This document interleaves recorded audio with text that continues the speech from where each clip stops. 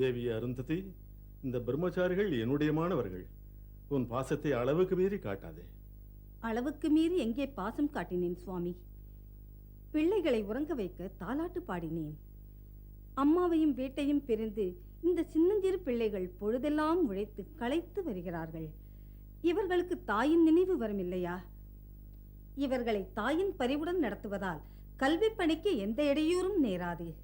என் மாணவர்களின் திறமையை வளர்க்க நான் கடுமையாகிறேன்.